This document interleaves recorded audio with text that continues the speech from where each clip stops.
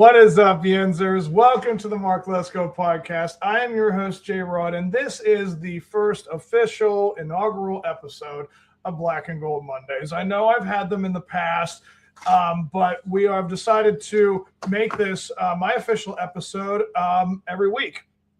We try to, break it up with each central episode, Penguins, Pirates, and Steelers. But what we decided to do was we're going to just do once a week, and we're going to all put it in together, and it's going to be every team given its time, and then move on to the next with three topics each. So this will be the format from the foreseeable future. So without further ado, let's just get right into this, shall we, guys? We start out with the Pittsburgh Penguins, guys. I mean, the first subject I'm bringing up is, are they contenders or are they just good enough? I mean, man, talk about these last couple of games right now. I mean, you're talking about everything that needed to happen did. I mean, with 15 games left, the Penguins have to ask themselves that all-important question. I mean, are they a playoff team or are they just good enough? I mean, are they ready for the next level, being the playoffs, or are they just content with how things have gone so far this season? These last few games have been more survival mode to this point. Without Crosby or Malkin, I mean, Dan Music Company have had to rely on, the acquisitions, that we've had from trading or free agency. And then, of course, you have the draft picks that have been showing up. Yeah, I mean, you expect guys like Crosby and Malkin and Carlson to be doing things. But when you look at how Hayes and Kendall have handled themselves this year, I mean, there's just no better situation to have than they have rookies come in. They don't come along very often, guys like that. So it's very nice to see that. And, in the month of March, we have had a 2-5-1 record and just having 5 points. I mean, it's tough to decide, how to handle certain, situations. And I know that these guys have had a lot of time to, get themselves collected. And yeah, I understand that with the injuries, it's tough to get through. But, the last game was very satisfying. I mean, we have to admit that. I mean, the Vegas one was tough, but to see them bounce back against Utah like that, I mean, it's very nice. But I think the main things you got to focus on are they a playoff team or not, is, guys like Skinner and Shilos, their goaltending, has been inconsistent. The lack of, face-off wins and speed, it's definitely something that you have to also factor into it. I mean, listen, reinforcements are on the way. Tonight, Malkin is back. So this will definitely be a positive. But, you wonder who gets put out. I think that, Konovinen, I think that's how you say the guy's last name, the Russian player. I think that was the line that Malkin was on. So he may be replacing him. I mean, but the competition is not going away, guys. That's really what this comes down to. I mean, this is certainly going to make the last stretch of the season end in a big way.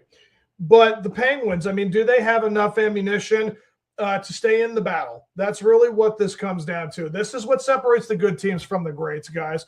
We have had a surprising season, in my opinion, from the guys like from the third and fourth lines, especially with, of course, guys like Hayes and Kendall. I mean, we weren't expecting these rookies just to show up the way they have, but it's so crucial to know that transition is happening as fast as it is, because that, the older guys, it would be nice to have them forever, but the next stage, getting to your next point with your players is definitely the most important thing. And I think the Penguins have handled themselves very nicely with this. I mean, you've had contributions from guys so far this season like Connor Dewar and Blake Lizotte. That's been helpful too. But if we're talking about what separates this team from being a playoff team and just a good team, I think you got to look at names like Anthony Mantha, Brian Rust, and Richard Reichel. I mean, I think those three guys have had some of the more important stretches these last several games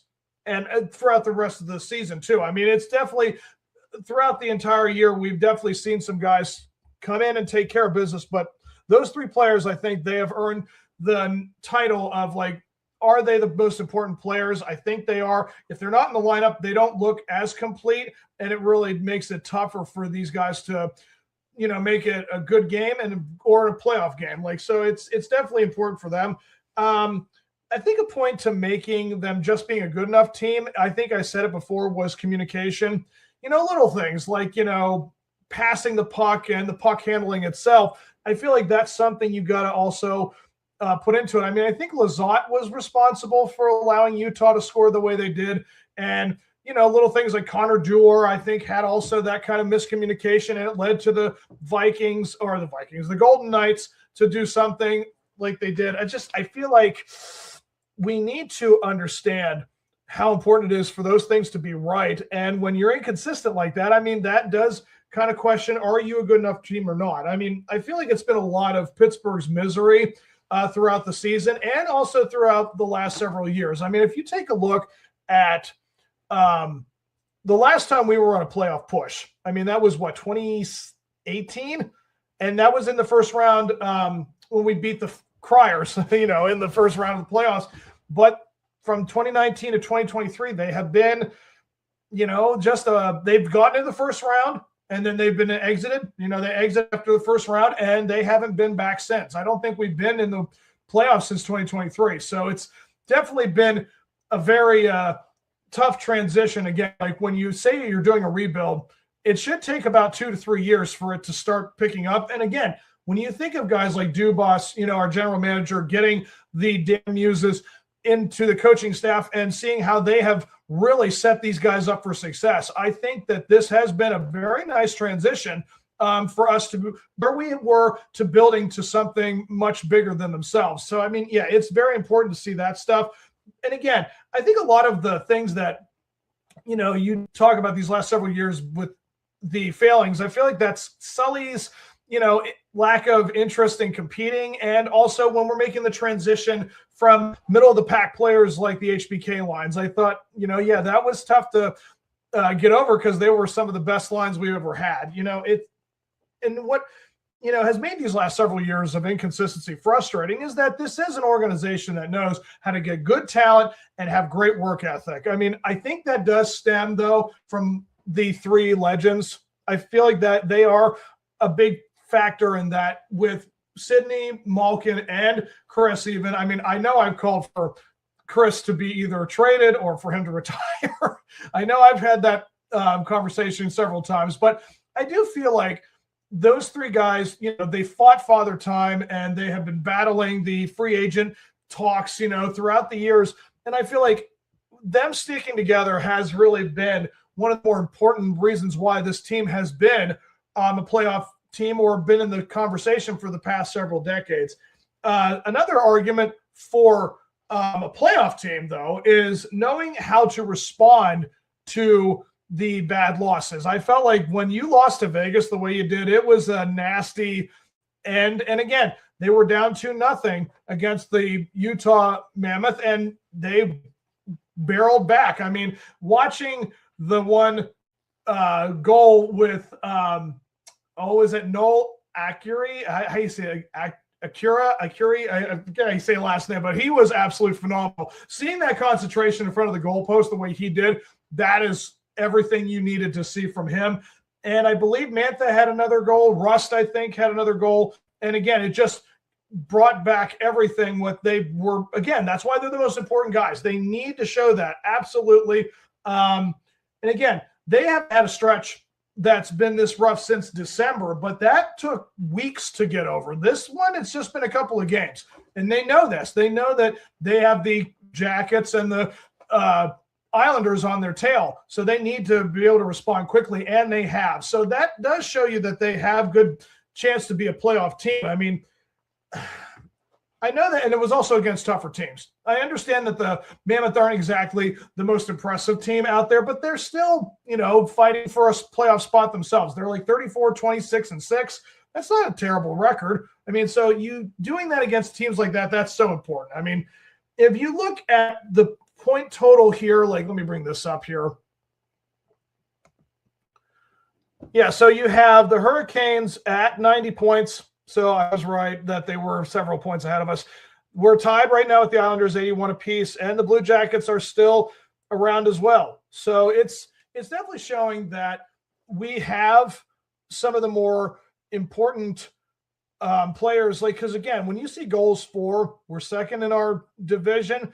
I know the Blue Jackets are almost behind us, but yeah, we've given up, a decent amount. But that's just, again, that comes from the goaltending with Shelos and Skinner. They've definitely had their work cut out for them. We've been 4-3-3 in the last 10 games, guys. It's definitely showing that we're getting to that time of the year. It's definitely showing that they need to have reinforcements come soon. So, yeah, I know that these guys have a lot to go for them, but, this is the first real chance the Penguins have had in several years to try to do something. I know that I do believe in Shelos, and since Saturday night's game, I definitely do believe in Skinner a lot more too. But it's going to take every ounce of defense, guys. That's really what it comes down to. If we're going to be able to make a push to keep our spot, even try to push for the first round bye, I mean, it's definitely important for them to have as much defense as possible. I mean, I know this is a gauntlet of a season-ending schedule, but I have faith in Dan Muse. I think the guy has definitely been one of the more impressive coaches to come along in quite some time.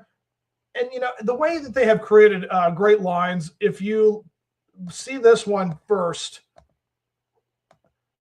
going through each of their lines that they have created,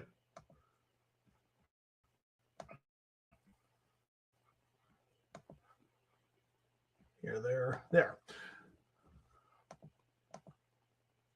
Yep. So you have Anthony Mantha, Reichel, and Rust in the first line, and these are all the forwards. Chenikov, Novak, and Malkin is going to be back tonight, so he'll be in the second line. Kiovinen is how you say it, Kiovinen, and Kindle and Brazu. I mean, Brazu's week to week. Who knows how long it'll take for him to get healthy again? But Soderblom and Duar and Acuri, again, I'm trying my darndest to say everyone's name correctly. I mean, it's important to get these lines correct, and I do feel like these are some of the more impressive players, but like, again, defense is where it needs to be addressed the most. So Witherspoon and Carlson, they're very effective tangent. I very much appreciate when they're on the ice. Shea and Letang, again, Letang has had a very, very solid year, and Shea's done enough. Shilovio. Oh gosh, I don't want to say that guy's last name right. Shilovio. Oh goodness. And Clifton. I mean, Clifton has been okay, but yeah, this right here is showing how important it is to get the defense right. So if this is a playoff team, I know the first line of defense definitely has the playoff caliber style. And again, it comes down to Shane Letang. If Shane Letang can, pick up where Carlson and Witherspoon left off, I mean, this is a very, very impressive team. So with all these names and how they size up with teams like the Islanders, the Blue Jackets, and Hurricanes, I truly believe that this is a playoff team. I do. I think that these guys, they're very close to getting there. Again, bad losses against Vegas and Carolina, and then you have the bounce back game like Utah. I mean, yeah, that was about as awesome as it was going to be. Skinner having the 10 saves he had at the end of that game, that was about as good as it was going to get. So, I mean, it's definitely it's a gutsy kind of win. It's a gutsy playoff kind of win. It's not just good enough win. I think that this team has every opportunity to be something fantastic. And again, ending this point, when Crosby is back and healthy, seeing him with Malkin and Letang, they're going to have 500 plus games of playoff experience ahead of them. So getting them back to the playoffs for the first time in 3 years, I think they're going to be in great shape, guys. So the next point I'm going to bring up is who are the other important guys? I mean, I just kind of named a lot of them, but if I was to put money on who is the most important players that need to back up again, guys like Crosby and Malkin, I think you're going to have to start. That's a tough one. Because, again, that first line, that's a tough one to pick between those three guys. I would have to say, I'm going to give it to Mantha. I know he has a lot of great stats. Let me see if I can bring these up real quick.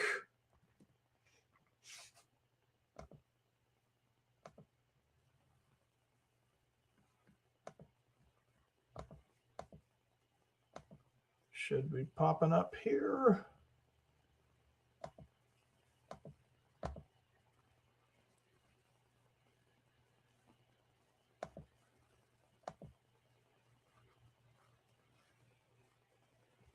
So, yeah, when you look at guys like Anthony Mantha, I think that's the one I'm going to go with because, again, he has the highest point spread, and I know he has had a lot of goals this year, 25. Yep, he's second to Crosby. So, yeah, this right here is why players like this are important. I mean, knowing that he has established himself in the lines that he has, again, knowing that he can work with a guy like Muse and get everything as ready as he can, it's so important for them to have that. And, I mean, the next guy I will probably give it to is Rust because, again, he's showing solid assists and goals all through, and he's tied with Mantha.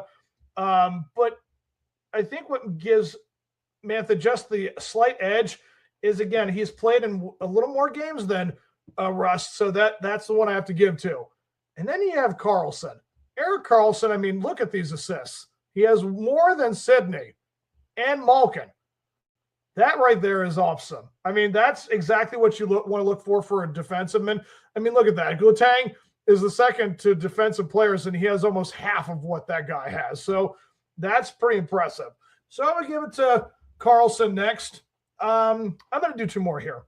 But again, looking at Ben Kindle, seeing the fact that this guy is only 19 years old and he has 31 points to his name, seeing he has 16 goals, 15 assists, that is pretty impressive for a rookie. I mean, where is Hayes? Is that Kevin? I mean, look at Kevin. I mean, he has 25 games to his name, and he has 3 goals and 2 assists. I mean, that right there is just showing you how much of a difference Ben Kindle has made. Just being that young, yeah, he's -9. I get it for the plus and minus, but yeah, being only 19 years old, that is about as fantastic as it's going to get. 129 shots throughout the season. Yeah, that's pretty awesome. And he has a shorthanded goal to his name too. For how young he is, I'm very impressed with what I've seen from Ben Kindle so far. And the next guy, I am going to give it to. Again, these are all guys I'm trying to think that are not the big names. I will probably then say Justin Brazeau. I mean, 16 goals and 14 assists. He's only played 48 games this year. I mean, he's had a short season because of the injury. Again, Reichel was out too, and it shows you what he's done so far in just 45 games. He's had a pretty decent year as well, but I'm going to give the slight edge to Justin Brazeau. I mean, Brazeau, he definitely shows that it's important to have a guy like him. I mean, seeing the centers do what they do, I mean, between Kindle, Malkin, and Rust, again, young guy with these veterans, it's the fact that he constantly is putting the name with these guys. You can't ask for more than that. But the right wings, Mantha and Rust and Brazeau, I mean, that right side of the rank is just, it's insane. It's just so nice to see that many guys doing what they're doing. So yeah, they're top heavy with that. And it's, again, you need to have players like this show that they are ready to make that push for these last 15 to 16 games of the season. And if they can get into the playoffs, that right there will show that these guys are everything that they needed them to be. And I'm very much excited to see what we have for the next couple of games. So I will end my point here with what we have coming up. The next couple of games, I mean, this is the biggest test yet. I have that title for the Penguins. I mean, when you look at the schedule for the Penguins, let's see here. So what we have coming up, let's see here.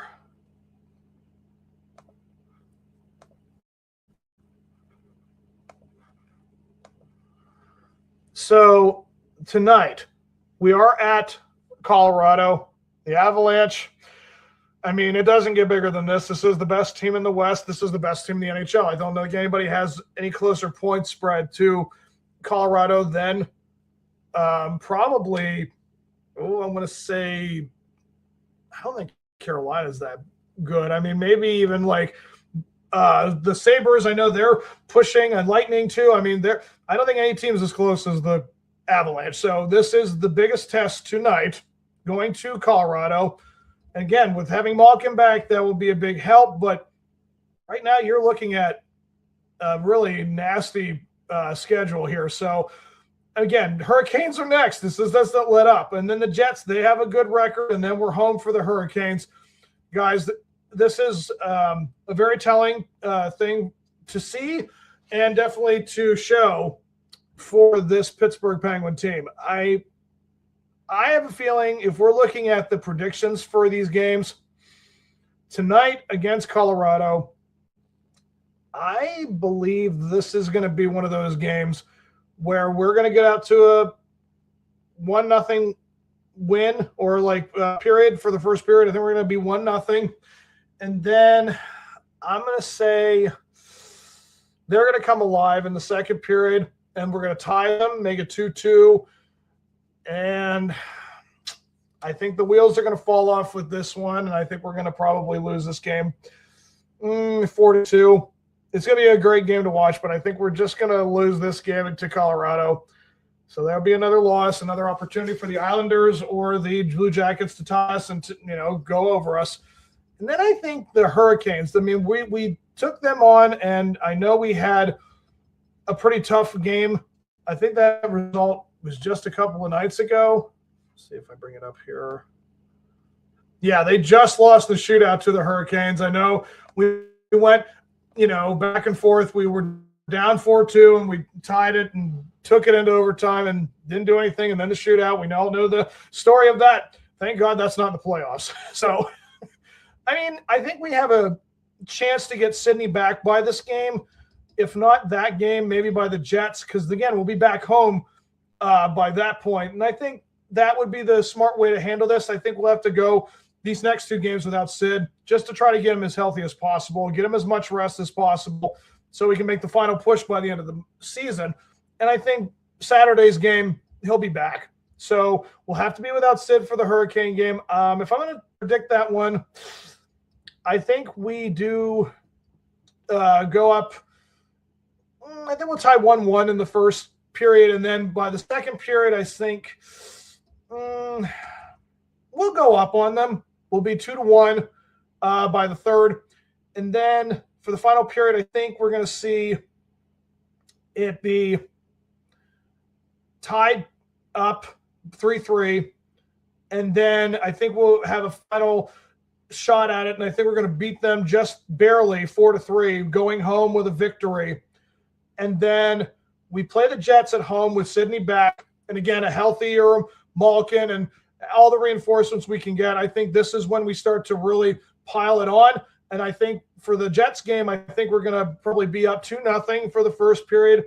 And then we'll score another 2 goals. And by the second end of the second period, and they're going to score one. It'll be 4-1 after the second period. And I think we're going to score another one. They'll score another one. It'll be like 5-2 Pittsburgh coming home. And then we'll play the Hurricanes on Sunday. I think that's going to be a back and forth one again. In the first period, I think we're going to be 1-1 to end it, this first period. And then the second period, I think it's going to be 2-2. And then we'll go up 3-2. I think Carolina will challenge us and tie it up 3-3 in the third. And then I think we're going to go 2 goals to end it. And I think we're going to win 5-3. So I think this is going to be a rough week, but I do see us going into it and becoming victorious. So it's going to be a really interesting end of the season for sure. But the next week is very telling, and I have a feeling that these guys are just going to go 3-1, get back into their winning ways, and secure second place for sure going into the playoffs. All right, guys, we're going to move on now to these guys. We're going to go to the Pittsburgh Pirates. Well, guys, we are less than 2 weeks away. I'm so anticipating this season. I think this is going to be one of the more important seasons for Pittsburgh because, again, we have made a reputation for ourselves for the past several decades. And, of course, it's the worst reputation you can have. You know, the dynamic is, you know, have some players, trade them away, you know, get guys in the draft, bring them up, you know, show they're good enough, trade them away, and repeat the cycle. And it's been that way for about 20, 25 years minimum, like this whole process. I know that Bob Nutting has been the owner for the last 17 years, guys. And yes, it's been brutal, and no one wants to be reminded of how cheap the guy is, how they don't spend money like, you know, the big teams do. And I get it. It's one of the more infuriating processes that you can have as a fan of a team that you know could very well be successful, that could have a lot of fans, because anyone who has ever walked into PNC Park knows how special that park is.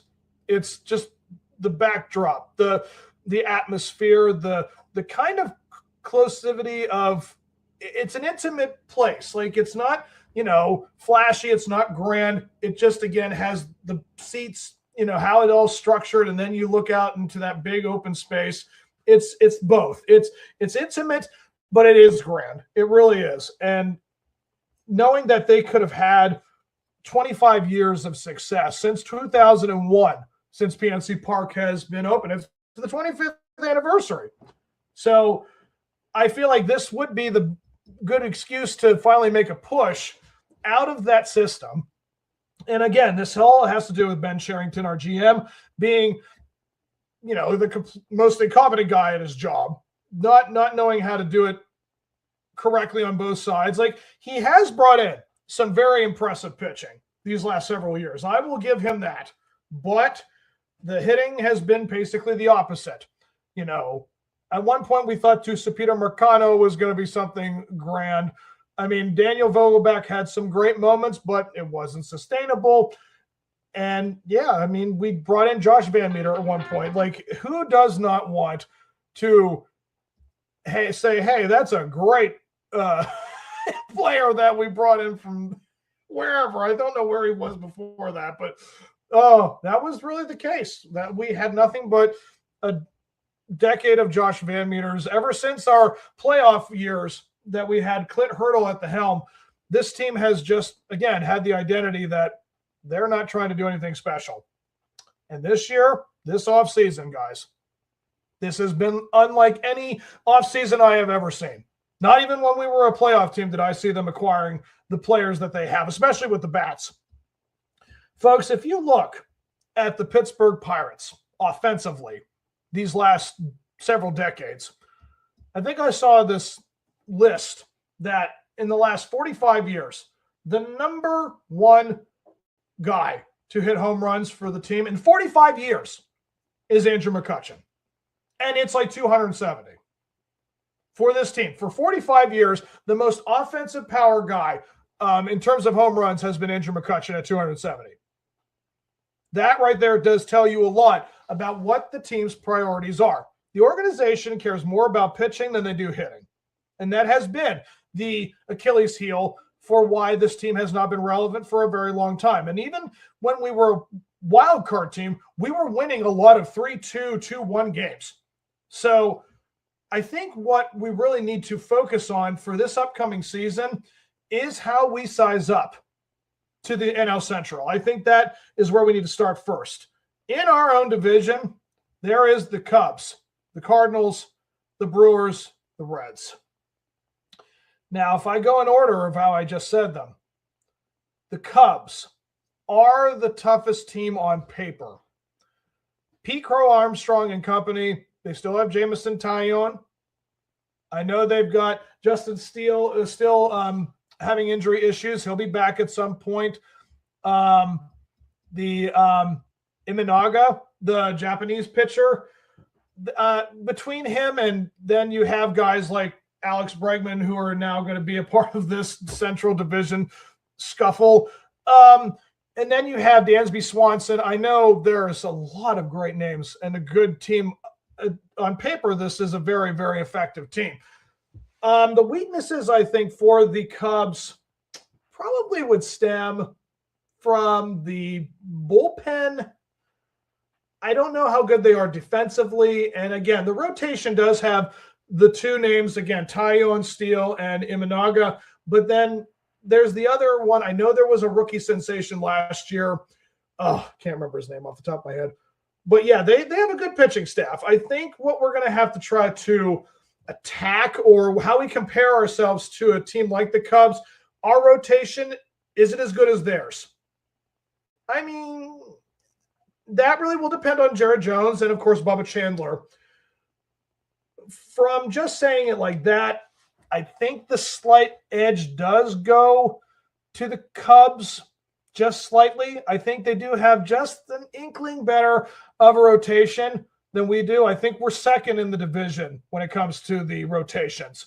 So, but again, Bubba Chandler and Jared Jones, when he comes back starting this season, I think we're going to definitely see if they are capable of being better. If they're the best versions of themselves, then yes, I think we have the best rotation in the NL Central. But right now, I will give it to the Cubs. In terms of offense, knowing all the names we picked up this offseason, again with Ryan O'Hearn, Brandon Lau, and Marcell Ozuna, I do believe that makes our team against theirs. I'm going to give the edge to us. I do believe those three names that we have acquired does just make us a little more threatening home run wise. I know, again, like I just named them, Dansby Swanson and Alex Bregman and Pete Crow Armstrong alone can very well hit as many as Lau and O'Hearn and Ozuna. But I think that we're going to see a surge from guys like O'Neal Cruz. I think Brian Reynolds is going to have a bounce back year. And all you're asking is to have guys like, again, Carter Griffin, this rookie sensation that could very well be in the opening day roster, but he should be on the team within the month. If he's not going to make the opening day roster, he should be up here within 2-3 weeks, and then it'll all be sorted out. He'll be our shortstop. And again, if guys like Nick Gonzalez and Jake Mangum and Jostanson Garcia are going to be on the bench, hell, that should definitely tell you that there's going to be a lot of power on this team. So I'm going to give the slight edge to the Pirates for power and hitting. Defensively, again, I know how good the infield will be for the Cubs. I know how good the infield will be for the Pirates. But I am going to give the slight edge to the Cubs because that outfield is very well established on their part, and they've got a better catcher. I mean, again, could Henry Davis finally become the guy we're all hoping he will be? I certainly hope so, but that really will come with time. He's been in the league now for 4 years, and if it's not going to be shown this year with all the talent they've acquired and he can't, piggyback off of some of the guys he's surrounding himself with, and he can't finally find some of that magic to bring him to the level he finally should be at or should have always been at, then nothing will bring him to that. So if it's not going to do it, nothing will. So in the end, I do believe we do have as good a bullpen, if not better than the Cubs. And again, this is all coming from the coaching. I do trust Don Kelly to be a little better than the Cubs. So I'm going to give it slight edge. So, yeah, I mean, this is the best team on paper in the National League, the Cubs. So if I'm saying we can have just as many good things, if not more than the Cubs, then, yeah, this is definitely the year that I think we're going to be able to size up ourselves against teams. Because, again, the Cardinals, they're starting their rebuild. They're not anywhere near competing. The Brewers, yes, Pat Murphy and company, they're always well coached. They have guys like Bryce Terang and that young guy, Jackson Chirino.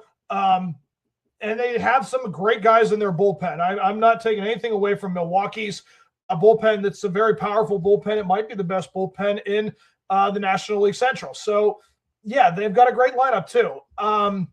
But I am still going to say, in the end, it's going to be the Cubs winning this division. But I think we're going to challenge them this year. I do think that we're going to challenge Milwaukee for the second place spot in this division.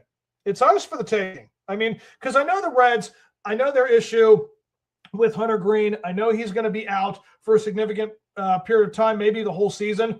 Their rotation is very good, and they do have a couple of names in their lineup. But I just think that when you see how the Pirates stack up, and again, I'm very much depending on how the coaching staff is going to put the lineups together, make sure they put the right bullpen guy in. I just feel like the Pirates have a chance to be the second place team in this division for the 2026 season. I have a very strong feeling this is how it's going to go. The Cubs, the Pirates, the Brewers, the Reds, and the Cardinals. That's how I see this sizing up. So that's my prediction for how they're going to stack up for the season. And now the next subject is going to be Mr. Don Kelly. Don Kelly being the skipper for this season, the first full season, him being our skipper for the Pirates.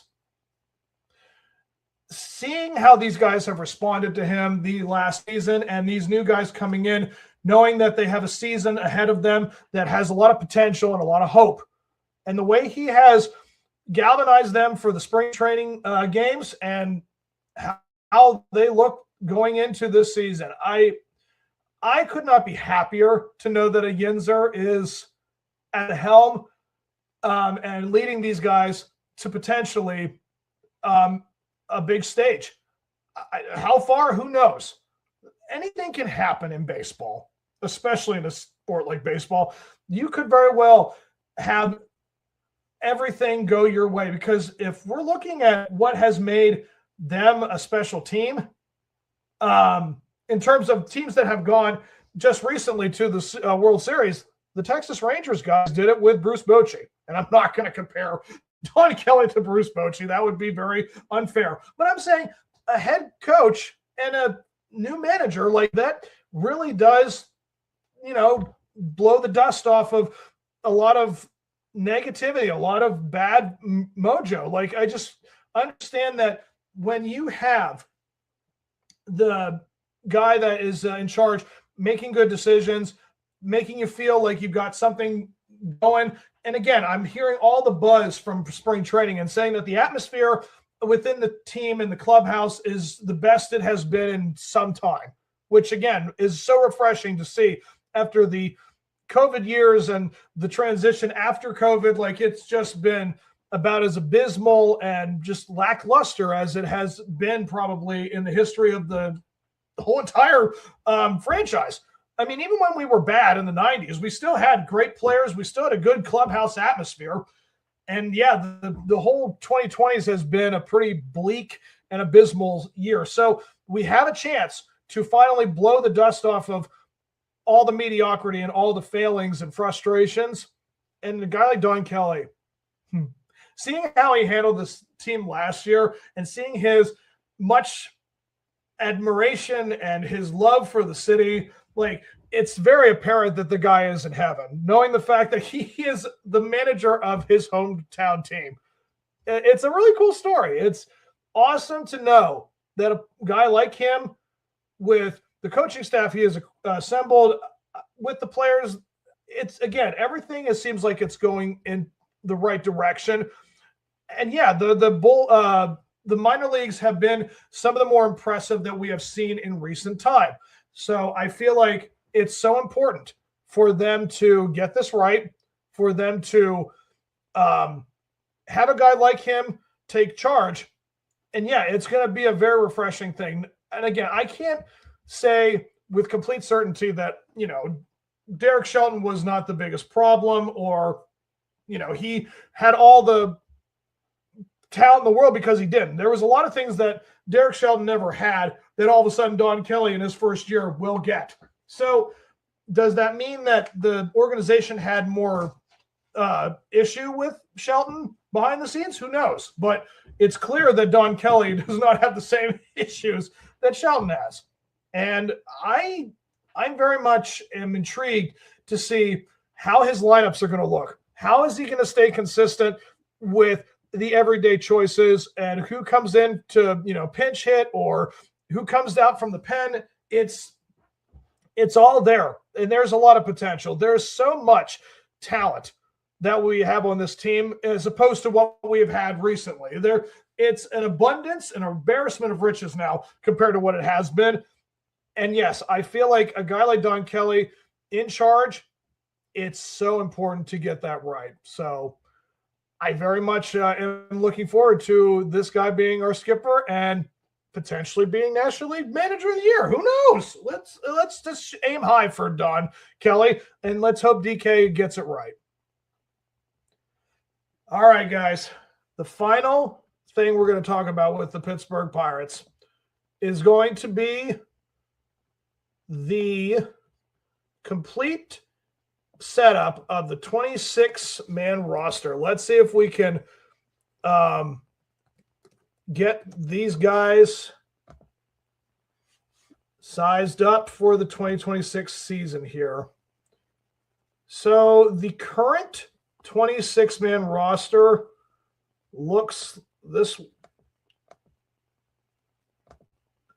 Sorry. All the ways you gotta. And here it is. So the current 2026 active roster for the 26 men has Braxton Ashcraft, Hunter Barco, Bubba Chandler, Mitch Keller, Justin Lawrence, Isaac Matson, Carm Majinski, Mason Montgomery, Johan Ramirez, Cam Sanders, Dennis Santana, Evan Sisk, Paul Skeens, Gregory Soto, and Jose Urquidy as our pitchers. If there was some people that I would like to say no to, after his last showing in the spring training game, again, you can't make a whole lot out of the spring training game, but Jose Urquidy, I feel as if that is not that's not a guy that's going to help improve this rotation. I know they're saying they're looking for another player, and we still have a couple days before opening day, but guys, there are only 10 days left before opening day, and I just don't think that it's going to happen. I feel like the Pirates say things and then it doesn't happen. Yeah, I just don't rely on them to go and acquire a fifth starter because as far as I'm concerned right now, it is Paul Skeens, of course, number one. Number two is going to be Mitch Keller. Number three should be Bubba Chandler. And number four, as of right now, without Jared Jones, is going to be Carm Majinski. So Jose Urquidy looks like that's going to be your fifth starter. I see that he has, again, this experience he's had recently. It's right there. But the bottom line is he's not showing what he once was with the Houston Astros. And he's 30 years old, going to be 31 soon.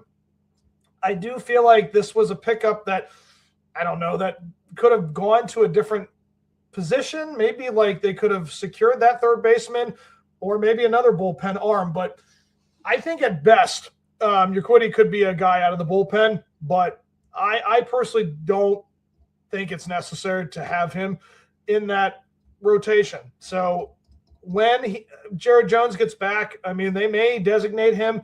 They may take him down to the minors. I don't know, but I just feel like he's a filler until Jared Jones is back. But again, it's obvious that Skeens, Keller, and Chandler are the 1, 2, 3 guys. So you're asking who's the fourth guy, and I said his name. I think Carm Majinski is your guy. I mean, I know he has had his issues getting through the second and third time through a lineup. That has always been the case. And again, that sounds like a bullpen arm, and that's kind of where it should be at. I personally think Carm Majinski is a great option for the bullpen, but I don't think he is a guy for your rotation. I mean, last year, the regular season, he was 5-8. He had great numbers, 3.5 ERA. He had 89 strikeouts. The whip was 1.3. That's not embarrassing, but innings pitched, I mean, in 34 games, he only started 12 of them. Being 5-8, I mean, I think that the guy has some very decent stuff. I know his fastball can get up there. I know his sinker and splitter. I know he definitely has a lot of great command with certain pitches, but like in the end, it just seems like knowing that this could be the other option. I mean, again, I just feel like this is a bullpen arm. I don't feel like this is a guy that's going to make you scared or intimidated to go through the line. But yeah, that's really what they have going right now. So that's why I'm kind of hoping they do find somebody outside of their outside of the team. But, you know, it doesn't seem like that's the case. But, you know, a guy like Hunter Barco, I mean, if we really look at him, I think his spring training numbers are okay. I mean, he has won a game, you know, as the starting pitcher. He's only pitched 7 innings. He has 9 strikeouts. He has a 3.6 ERA. The whip is 1.2. I mean, that's not terrible. Let's see. I mean, seeing that so far, he started 2 games. He's given up 3 hits. I know he's walked a decent amount. Yeah, that's the problem. The 8 walks so far. Or wait, no, 6. Yeah, 6 walks so far throughout the spring training. Batting average isn't bad. So, I mean, and he's a lefty. That's the thing the Pirates need to really focus on, getting a lefty out there. So I feel as if we have to go with another guy, I would rather go with Barco over Urquidy, but that's their option. And, you know, another guy that had a decent outing was that Mike Clevenger, but he's not even on the 40-man roster. So they would have to move a guy off to get Clevenger in. I just feel like the rotation should be, to start the season, Skeens, Keller, Chandler, Majinski, and Barco. That doesn't sound like a terrible idea. But as far as the bullpen is concerned, I do like Justin Lawrence. I know he is up and down so far this spring training. Isaac Mattson has been fantastic. Mason Montgomery has settled down. I know his first outing, he got rocked, but he hasn't gotten back to that since. He's been very consistent. I think Evan Sisk has been okay. Let me just double check his numbers. I mean, in spring training, he doesn't have a win, but he has 6 games. He has a 3 ERA. The whip's 1.5. It's a little up there. I think that's where it needs to be if you want to be a starting pitcher in the majors. If your whip is 1.5 or lower, I think you're a very good option to be there. So that's a good choice, I think. Because, again, we need as many lefties in there as possible if we're not going to have any lefties in the rotation. And, of course, Gregory Soto. Again, just bringing up and mentioning a little bit the World Baseball Classic last night with United States and Dominican Republic. Man, what a back-and-forth game. I'm kind of disappointed with the ending because it wasn't a strike, and they called it a strike on that batter. I can't remember his name. Pedromo, I think is his last name. They start with a P. It wasn't a strike, and they called it a strike. It sucks when that ends like that. But, I mean, Gregory Soto was a part of that, and he was the guy that gave up the home run to Roman Anthony in that game the other night. And, I mean, so far this spring training, he's only pitched 2 innings. His whip is 0.5. I mean, you can't really base it off of that. But seeing him have a career of 15 and 34 with a 4.2, he fits right in with the Pirates. He has a lot more losses than wins, and he has a low ERA, so he doesn't get a lot of run support. But, yeah, a career whip of 1.4, that's, again, if it's under 1.5, you should have a chance to be a very good factor. And to end it with Dennis Santana, I know he's been doing the World Baseball Classic as well, so he hasn't had a whole lot of time in the spring training, but again, a career 1.2 whip. Last year he had a 0.8, which is great. So it's definitely a great pitching lineup. So I mean,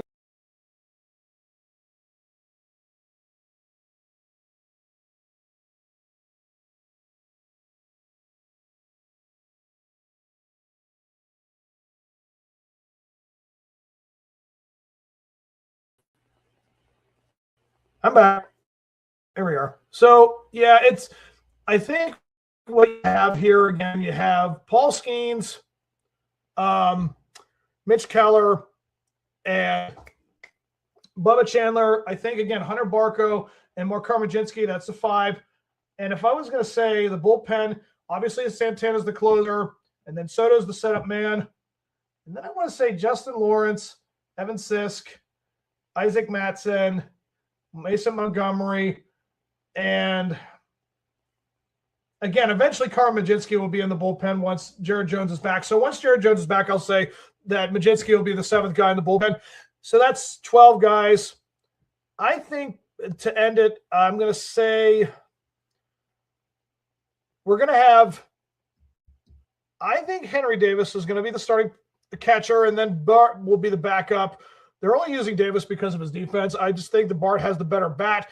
If Davis can get himself to a 220 batting average, that would be fantastic. That's all I can ask from him in terms of his batting average. If he can get to that, Henry Davis is definitely our catcher, with Joey Bart providing some like pinch hitting options at the end of a game. And then seeing a guy like Andy Rodriguez needs to find a way to get into the 26-man lineup. I think that we need to have him somehow in there. So I'm going to call him a bench player. So there's 2 guys on the bench. And again, eventually when Connor Griffin comes up, Nick Gonzalez will be a bench guy. But for now, it's going to be Nick Gonzalez up and doing the starting shortstop work. And then Spencer Horwitz is our first baseman. Brandon Lau is our second baseman. And they have Ryan O'Hearn as an infielder, but they're trying him in the outfield. So I think that's the other option. And then Jared Triolo is our third baseman. So again, the bench will be Nick Gonzalez eventually when Connor Griffin gets up, if they're not going to have him starting already. So there's 3. And then I think for the next guys, I'm going to say Magnum and Garcia are going to they're going to round up the rest of the bench guys. So there's 5 or 6 on the bench. And then you have O'Neal Cruz starting in the outfield, Brian Reynolds again in left, and then Marcelo Zuna as our designated hitter. Is that 26? If it isn't, that should be. So that right there should be what you have for the rest of the lineup for the Pirates. So, whew, my goodness, guys, I'm almost to an hour, and I haven't even gotten to the other team yet. I didn't think I would go this long. But here we are, guys. We are ending our conversations with this team right here. Pittsburgh Steelers, guys. Ultimately, what do the Steelers have going for them so far this offseason? Well, the talking point is sizing up all of the guys we have acquired through free agency. So let's bring that list up right here.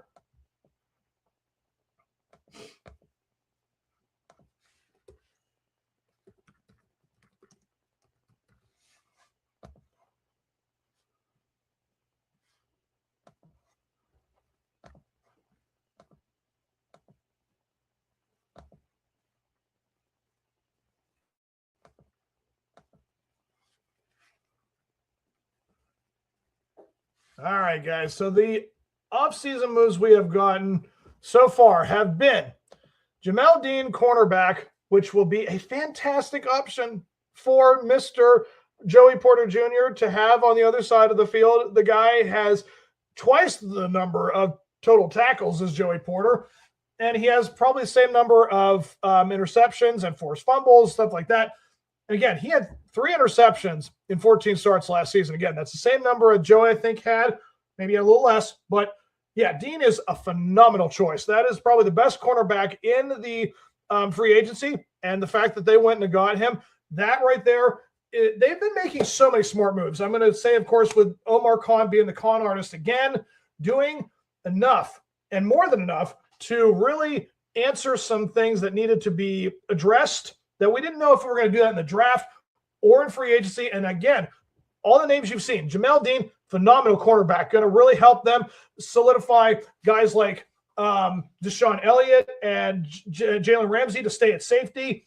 And again, speaking of safety, and you look at Rico Dowdle, running back, basically the same thing as Kenneth Gainwell. Like that is when we lost him, we went and picked up a guy that kind of has as much of a role and probably a more important thing to counterbalance a guy like Jaylen Warren. Jaylen Warren having the kind of style he has, it's very similar to Kenneth Gainwell, but then Rico Dowdle, I think, has different features from Jaylen. So it's like it's going to complement, I think, a lot better for Warren and Dowdle to have a combination. But unfortunately, that also means Caleb Johnson may see just the same number of snaps, if not less production. I don't really know how they're going to fit all three running backs into it, but it would be interesting to see what KJ has. And I feel like that right there, again, seeing Rico Dowdle in this system is going to be very helpful. But Jaquan Brisker, a former Penn Stater, guys, signing the one-year deal for $5 and $5.5 million. I mean, that right there is so important to have him as the free safety option. Because again, when you have Deshaun Elliott potentially being a nose tackle setup, or maybe even a strong safety, then you have Jalen Ramsey, you solidify that part of it. And then again, free safety, strong safety, and nose tackle, then between Brisker and I just said their names, Ramsey and Elliott. I mean, it's definitely very much good stuff to have. I mean, seeing that he has, let's see, all 17 games, recorded one interception, both box and deep throughout this career. He's a physical player. Yeah, I mean, that's really going to help solidify those positions a lot better. And again, defensive line, Sebastian Joseph Day, 2 years, $11 million from the Titans. Again, great option to help them with the defensive line, get them solidified. This is about as good as it's going to get. Asante Samuel Jr., again, great cornerback option. Cameron Johnston, punter. Yeah. Darnell Savage, another safety. Again, we have so many names that we can put out there for this team. And of course, Michael Pittman being the guy, the savior that he's going to be for the wide receiver 2 position after 4 or 5 years of having those issues. It's awesome. This is really great to see this, guys, to know that they have these options to answer all these questions so far.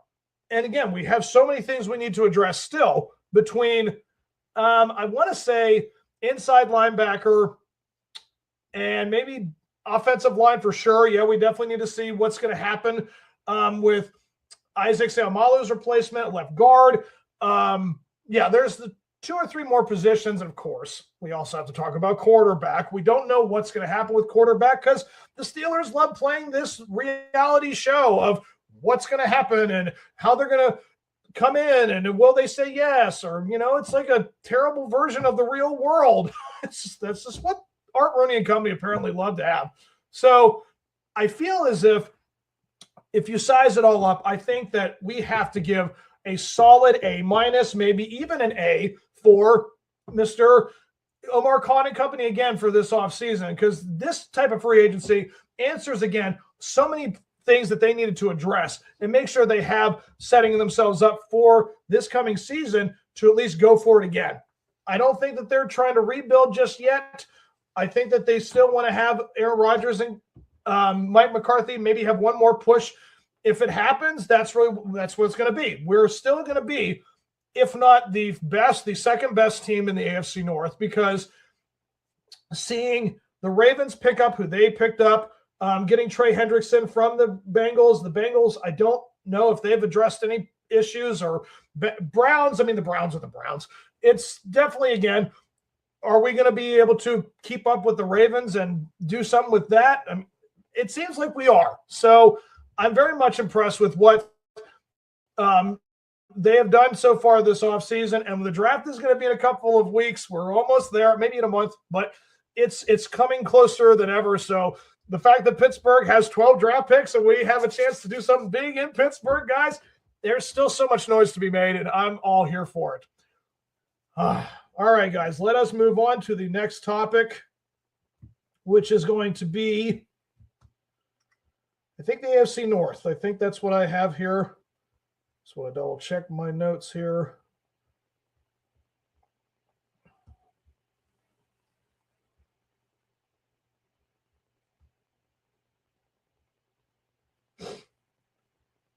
Yes, the AFC North. Yep, AFC North, guys. Speaking of that division, it's just, I mean, is it rebuilding or is it retreating? That's really what I've entitled it. And I feel as if it is, unfortunately, former.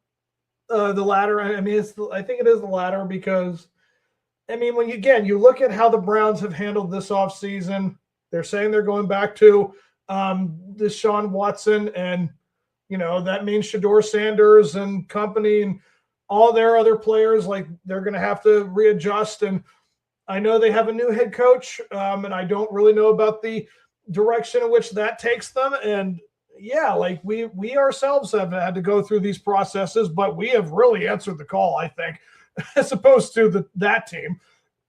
In Cincinnati, like, how in the world do you justify losing a guy like Trey Hendrickson to free agency? That is one of the more important players on your defense. And here we are watching them go within division.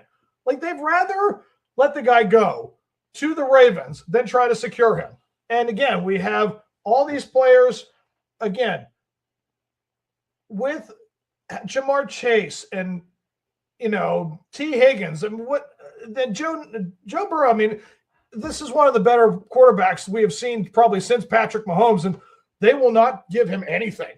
Like, they really don't.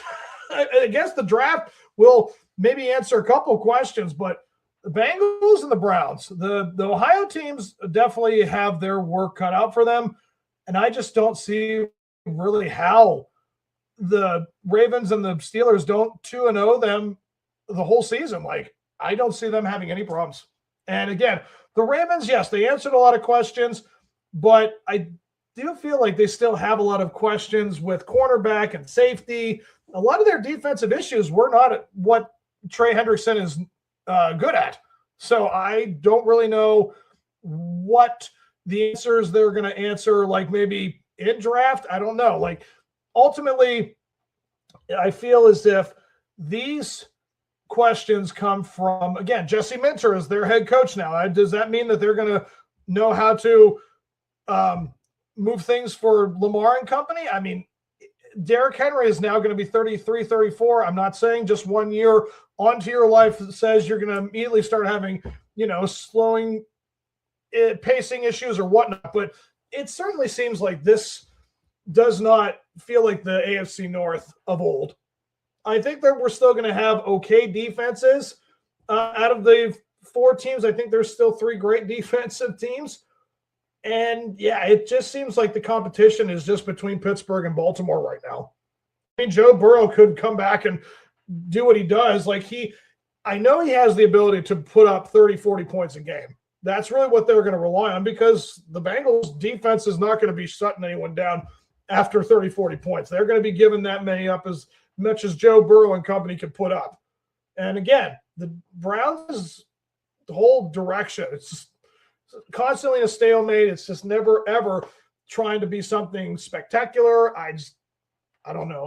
I feel as if the entire NFL landscape is just becoming more and more defiant by each division. And I just think that the East and the West even have more competition success than the North has. I feel like we're pushing back between the East and West divisions. I mean, again, the Bills are one of the better teams. Naturally, the Chiefs are always a team in the conversation. You have, I mean, again, the Broncos are looking to be an improvement. The Chargers, you know, have a lot more names than they ever have. I mean, yeah, the Dolphins, they're definitely going through a structural identity, knowing that they have to have a different coach and quarterback. It's not going to be a pretty sight. And I just saw recently that the Jets have just handed Justin Fields to the Chiefs, being a backup to Patrick Mahomes. Interesting. But between the Patriots, I mean, they're an improved team. They have a lot of great names to go with, and that doesn't seem to be slowing down anytime soon. I just feel as if between all the teams that have improved in other divisions, the North has really kind of regressed. And I'm hoping that this improves with time. But again, the draft will be up here soon, and we're going to see where everybody sizes up. But as far as I'm concerned, it is between Pittsburgh and Baltimore. All right, guys, I'm going to end this with my last topic for the Steelers, and that's going to be the NFL draft in Pittsburgh. I mean, what does that mean for the city? I mean, a lot of revenue, a lot of chaos, but to know that, you know, the city will be on display in this way, I can only say that this is so cool. I mean, every city longs for this. I mean, for the NFL draft, it's one of the biggest events of the year outside of what?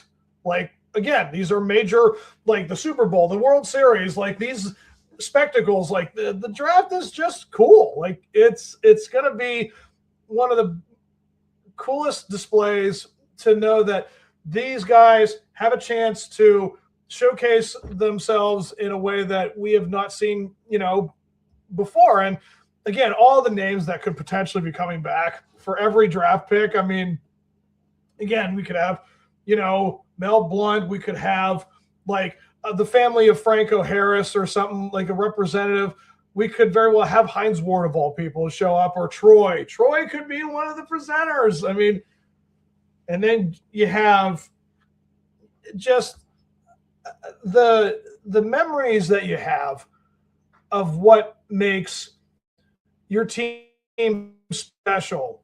And it's going to be on display. It's the best fan base. It's one of the coolest cities. I mean, again, how could you not just bask in what's about to happen? I just know that with the Steelers having the transition that they're going to have, with all those years of Mike Tomlin and the non-losing seasons, and seeing a guy like Mike McCarthy come in, another local guy. I mean, this is a really cool year for Pittsburgh, guys, because your Pirates coach and manager and your head football coach are both from Pittsburgh. It's just they missed them. I think Dan Hughes is great, but it's like, man, it could have been cool to have all the coaches be from Pittsburgh, like to really have that identity, to have all of the traditions that come from a city like Pittsburgh with, you know, you got your Pickle Fest, you got your Pimenty Brothers, you got your Alleghenies, you got your Three Rivers. It's just, and again, the skyline itself, the bridges, it's a pretty city. I'm not just trying to wax nostalgic, but I look back on all the years that I personally have had going to Pittsburgh for games. I remember my very first trip to Pittsburgh, which was during the 2012 Pirates season against the Chicago Cubs. And it was Andrew McCutchen with dreadlocks, and he hit a home run in his first at bat.